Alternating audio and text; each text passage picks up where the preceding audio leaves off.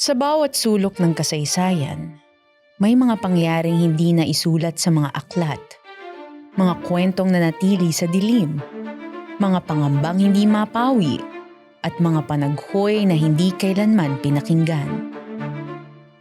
Sa bawat pag-ikot ng panahon, may mga aninong patuloy na sumusunod, mga paalala na hindi lahat ng nakaraan ay handa nang magpahinga. Ako si Camille Peng at ito ang Panaghoy, mga kwentong kababalaghang nakaukit sa kasaysayan. Ang San Juanico Bridge ay kinilala bilang dating pinakamahabang tulay sa Pilipinas. Ito'y nagdudugtong sa mga probinsya ng Samar at Leyte. Isang obra maestra ng arkitektura at tanyag sa kabuuan ng bansa. Ngunit sa likod ng ganda at katanyagan nito, isang madilim na kwento na ilang dekada nang ikinukulong sa mga bulong-bulungan ang nais magparamdam. Ang ritual na tinatawag na padugo. Ayon sa mga kwento, upang tumibay ang pundasyon ng tulay laban sa matitinding alon at bagyo, kinakailangan ng alay. Pinaniniwalaan na mga inosenteng bata raw ang dinadakip, kinikitilan ng buhay at ihinahalo sa semento ang dugo at katawan ng mga ito upang maging haligi ng istrukturang ito. Wala pang nakapagpapatunay sa mga kwentong ito. Pero para sa mga lokal na araw-araw na naninirahan sa tabi ng tulay, hindi na nila kailangan pa ng ebidensya upang maramdaman ang misteryo rito. Sa paglingon natin sa kasaysayan, may isang kwentong hindi napasama sa mga aklat, ngunit hindi rin tuluyang nawala mula sa paniniwala ng mga Pilipino.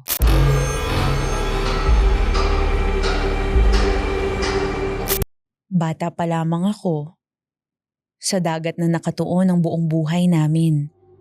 Kaya nang itinayo ang San Juanico Bridge noong dekada 70, saksi ako kung paano umahon ng mga naglalakihang kalsada at poste nito mula sa ilalim ng dagat at paanong himalang nagdugtong sa dalawang isla. Musmus pa lamang ay sanay na akong pumalaot sa ilalim mismo ng tulay kahit pa mapanganib ang alon dito.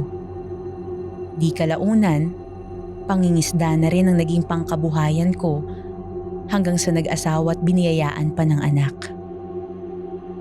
Kahit na marami ng kuro-kuro tungkol sa nakakatakot na kwento ng tulay, matagal ko nang ipinagsawalang bahala ito pagtanda ko. Dahil para sa akin, panakot lamang yon ng mga matatanda para hindi maglaro ang mga bata sa malapit sa dagat. Pero isang madaling araw, habang nakasakay ako sa aking bangka at hinihila ang inihagis na lambat malapit sa isang higanteng poste ng tulay, may naramdaman akong kakaibang bigat. Akala ko ay nakahuli ako ng malaking isda. Pero nang hilahin ko ang lambat paahon, isang lumang tsinelas ang bumulaga sa akin. Maliit ito na parang pagmamay-ari ng bata. Nang suriin ko ito, hindi ito pangkaraniwang gamit na naanod lamang sa dagat. Dahil nababalutan ito ng namuong simento, sanhi upang bumigat pa ito. Hindi ko alam kung bakit. Pero sa halip na itapon pabalik sa dagat, iniuwi ko ang tsinelas upang linisin at iregalo na rin sa aking anak, si Carlo, na nagdiwang ng ika-7 niyang kaarawan kahapon. Pagkadaong, dali-dali kong iniahon ng mga nahuli kong isda upang matimbang at maibenta. Matapos nito, napuntang tingin ko sa tsinelas at sinimulan itong linisin at pukpukin upang matanggal ang mga namuong semento rito. Nang tuluyan ng matanggal ang semento, Bigla akong nakaramdam ng malamig na hangin sa buong katawan ko. Nang buhusan ko rin ng tubig ang tsinelas, may mga pulang likido na biglang sumama kasabay ng tubig. Ang buong akala ko ay mula lang ito sa mga isda na nahuli ko, kaya't ipinagwalang bahala ko ito at dali-daling umalis upang maibenta ang mga isda at nang makauwi at masorpresa ang aking anak. Pagka-uwi, agad kong binigay sa anak ko ang regalo kong tsinelas. Natuwa rin naman siya at agad na sinukat ito dahil basa pa at ibinilad sa labas ng pintuan ng bahay. Iyon ang pinakamalaking pagkakamali ng buhay ko.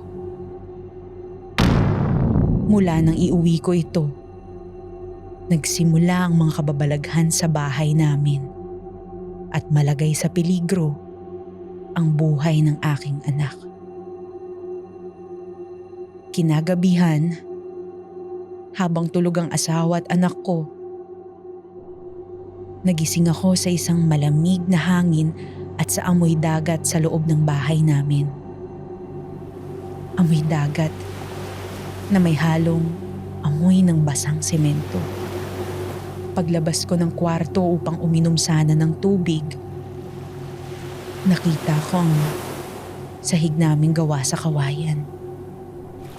May mga bakas ng maliliit na paa. Kasama nito ang bakas ng basang semento at dugo. Nagmumula ang mga ito sa kwarto ng aking anak. Narinig ko ang sigaw ni Carlo, kaya't sumugod ako papunta sa kanya. Nang buksan ko ang pinto, wala namang ibang tao. Tanging si Carlo lamang. Nananaginip ng masama. Umiiyak siya habang tulog. Sumisigaw at humihingi ng tulong. Tulong, Tay. Tulong, Nay. Nang lapitan ko pang anak ko, nagulat ako nang makita na suot-suot niya ang tsinelas na binigay ko sa kanya. Nang tanggalin ko ito, ay mas lalo pang lumakas ang pag-iyak ni Carlo. Tila nakadikit na sa kanyang paang tsinelas sanhi upang hindi ito matanggal.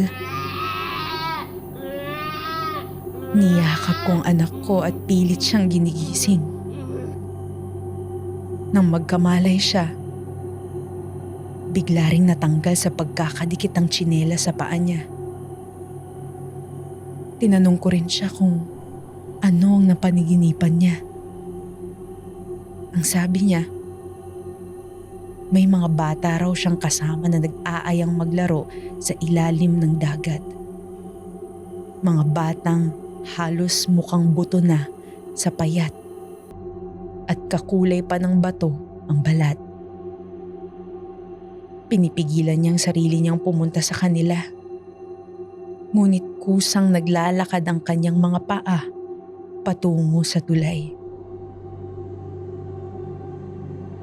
Kinilabutan ako nang marinig ko ang kwento ng aking anak. Kaya't sinamahan na lamang ng nagising kong asawa ang anak ko na magdasal hanggang sa makatulog ito.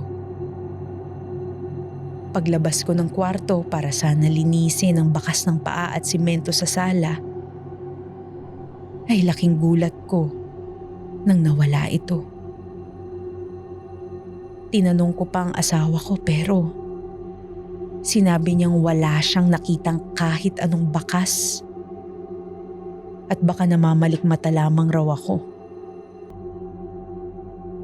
Lumipas ang mga araw at gabi. Hindi na nananaginip ng masama ang aking anak. Wala na ring kakaibang amoy at hangin na napapadpad sa aming tahanan. Akala ko, dito na magtatapos ang kababalaghan sa buhay namin. Nagsisimula pa lamang pala.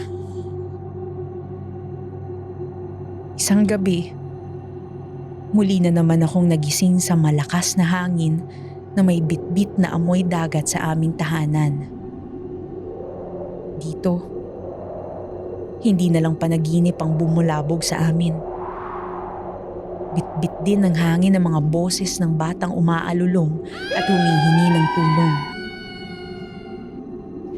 Nabulabog na rin ang asawa ko nang biglang may malakas na pagdabog sa ilalim ng papag na hinihigaan namin. Maging ang anak ko ay hindi na pinalagpas sa mga bulong na ito. Lagi na rin siyang sinusundan nito. Kahit saan siya tumakbo o kahit saan siya magtungo. Naging ganitong lagay ng tahanan namin ng halos ilang linggo. Paulit-ulit na pagbulong ng mga boses na parang nalulunod. Mga boses na garalgal at tila punong-puno ng lupa at semento ang bibig. Hindi na ako nakapaghintay ng umaga. Dali-dali kong kinuha ang tsinelas ng anak ko. Sumakay agad ako sa bangka kahit madilim pa at pumalaot pabalik sa ilalim ng tulay kung saan nagsimula ang lahat. Malalakas ang alon na humahampas sa bangka ko noong gabing yun. Bumuhos din ng malakas na ulan at kidlat na nagsisilbi kong ilaw sa dilim. Nabigla na rin ako nang biglang may namuong ipo-ipo sa harap ng bangka ko. Ngayon, iba na ang nakikita ko sa ipo-ipong ito. Hindi ito basta tubig lang. Sa gitna ng mga umiikot na ipo-ipo, nakita ko ang mga hugis ng maliliit na kamay. Mga kamay na gawa sa tubig at bato na pilit kong inaabot. Pilit ko makawala sa higanting poste ng tulay na tila pinaglibingan nila. Pilit akong nagsasagwan palayo sa mga ito ngunit pinipigilan ako ng alon at ng ipo-ipong makalayo sa lugar. Nagsisigaw ako sa takot at inihagis pabalik sa dagat ang tsinelas. Umiiyak akong humihingi ng tawad habang nagmamakaawang lubayan na nila ang pamilya ko.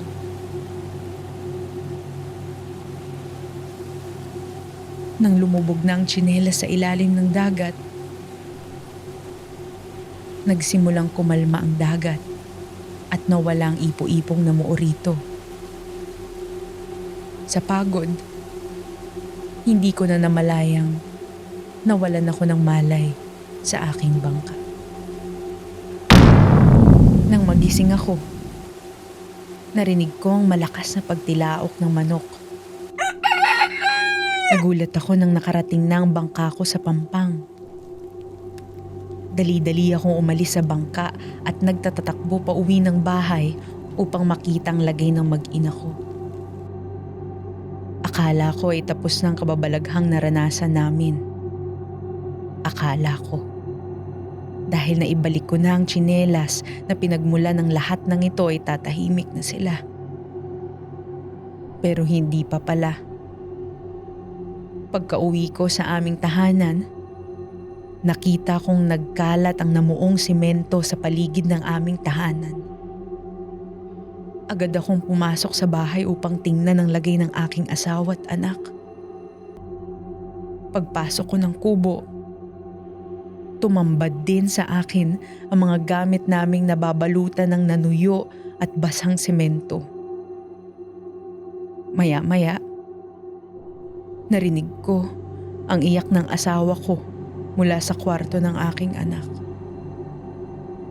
Nang pasukin ko ang kwarto, napaluhod na lamang ako sa nasaksihan ko. Nakita ko ang asawa kong umiiyak. Yakap-yakap ang aming anak. Ngunit ang aking musmus na anak ay wala ng buhay. Napuno ng semento ang kanyang bibig.